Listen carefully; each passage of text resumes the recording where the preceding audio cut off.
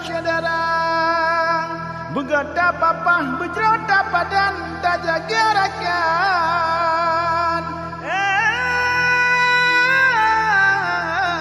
Nagra mulia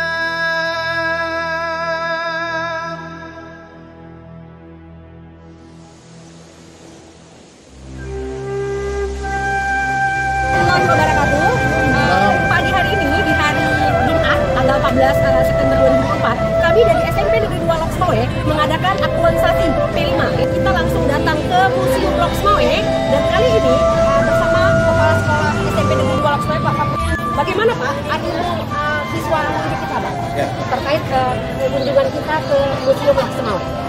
Baik, terima kasih.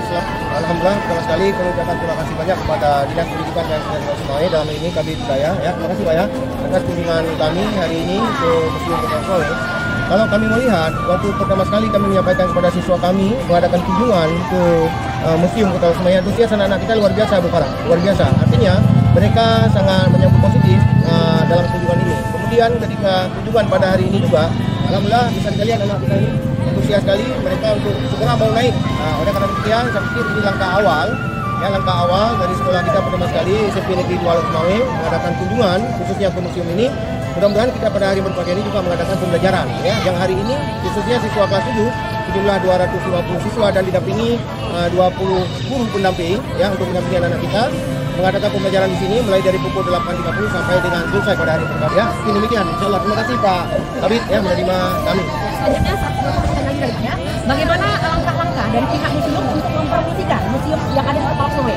Ini kan ada kaitan dengan pembelajaran, terkhusus dengan dunia pendidikan. Kita sekali itu melalui museum pendidikan museum kepada siswa yang ada di wilayah Kota Loksmawe. Dengan hadirnya siswa kembali, maka mereka akan bercerita keluar bagaimana museum itu yang sebenarnya. Ini awalnya 2015 dikurang itu masa pembelajaran awal museum Kota Loksmawe. Tujuannya supaya barang-barang yang ada di Loksmawe khususnya itu bisa kita simpan di sini, barang-barang sejarah. Nah, barang-barang sejarah yang ada di Loksmawe khususnya bisa kita simpan di museum dan sampai saat ini antusias dari masyarakat untuk menghibahkan barang koleksinya, barang sejarah untuk disimpan di museum kita ini.